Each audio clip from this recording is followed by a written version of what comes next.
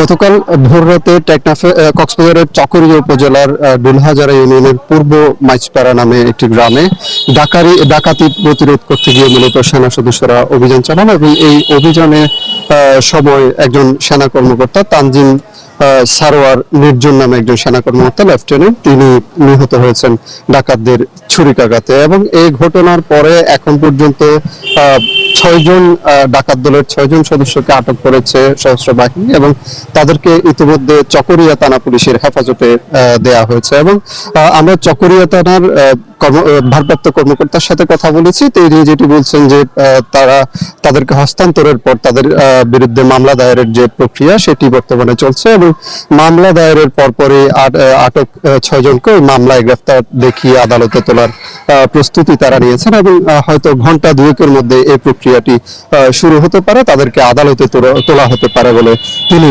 আমাদেরকে জানিয়েছেন। এবং গতকালের ঘটনাটি যদি বলি, মূলত ওই এলাকায় ডাকাতির প্রস্তুতির যে খবর ছিল সেনাবাহিনীর কাছে, সেটির প্রেক্ষিতে কিন্তু সেনাবাহিনীর একটি টিম সেই পূর্ব মাইচপাড়া গ্রামে অভিযানটি পরিচালনা করে এবং তখন সেনা কর্মকর্তা তানজিম সরোয়ার নির্জনকে ঘাড়ে ছুরিকাঘাত করে ডাকাত দলের সদস্যরা, এবং এর প্রেক্ষিতে অতিরিক্ত রক্তক্ষরণের কারণে মূলত তার মৃত্যু হয়েছে।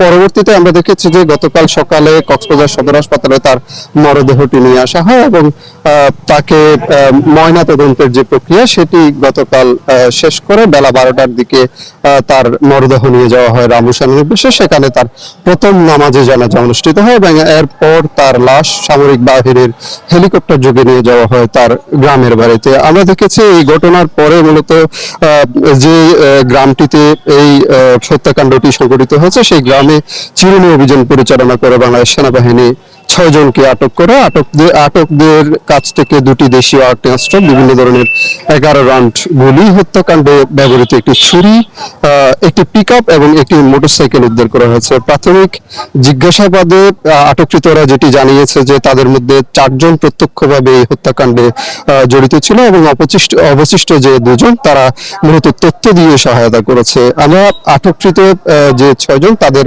নামও আমরা পেয়েছি আইন শৃঙ্খলা বাহিনীর সূত্রে। তারা হলেন মোহাম্মদ বাবুল, মোহাম্মদ হেলাল উদ্দিন, মোহাম্মদ আনোয়ার হাকিম, মোহাম্মদ আরিফুল্লাহ, মোহাম্মদ জিয়াবুল করিম এবং মোহাম্মদ হোসেন। আটককৃতদের মধ্যে মোহাম্মদ বাবুল নামে যে আছেন তিনি মূলত এই ঘটনার মূল অর্থ যোগানদাতা বলে আমাদেরকে সেনাবাহিনীর একটি সূত্র জানিয়েছে। এছাড়াও সে লেফটেন্যান্ট তানজিমকে প্রাণঘাতী ছুরিকাঘাত করে বলে প্রাথমিক স্বীকারোক্তি প্রদান করেছে।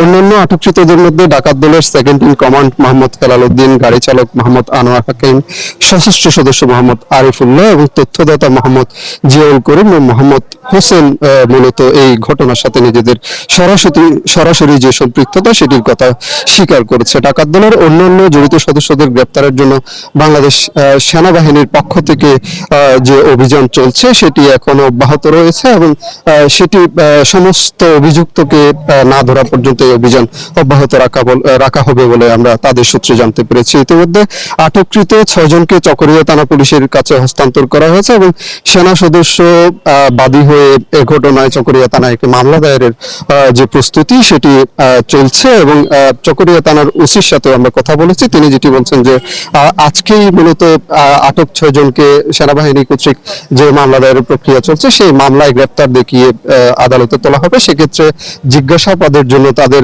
রিমান্ডও চাওয়া হবে বলে তিনি আমাদেরকে জানিয়েছেন। হয়তো ঘন্টা দুয়েকের মধ্যে তাদেরকে চকরিয়ার যে আদালত সেখানে তোলা হতে পারে বলে তিনি আমাদেরকে জানিয়েছেন। আমরা এলাকাবাসীর সাথে কথা বলেছি এই গতকালের ঘটনার প্রেক্ষিতে এবং সেখানকার বাসিন্দারা আমাদেরকে যেটি জানিয়েছেন মূলত চকরিয়ার 6টি উপজেলা ঘিরে শতাধিক ডাকাত দলের সদস্য কিন্তু সক্রিয় রয়েছে।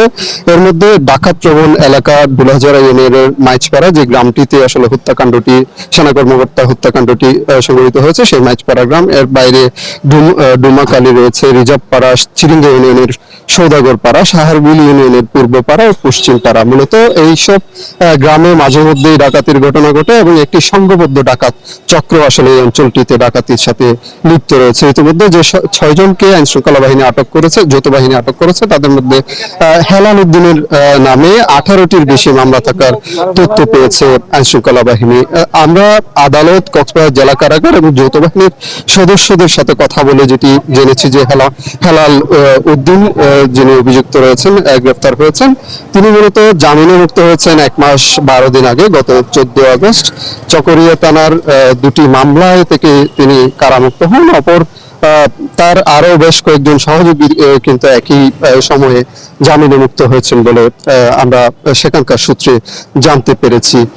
সোমবার এখানে একটি তথ্য জানিয়ে রাখি, সোমবার মধ্যরাতে মূলত ডুলাজার ইউনিয়নের পূর্ব মাইজপাড়া এলাকায় রেজাউল করিম নামে এক ব্যক্তির বাড়িতে ডাকাতির সংবাদ পায় যৌথ বাহিনী। এর প্রেক্ষিতে মূলত অভিযানটি চালানো হয়। এ সময় ডাকাতদের ছুরিকাঘাতে আহত হন লেফটেন্যান্ট তানজিম।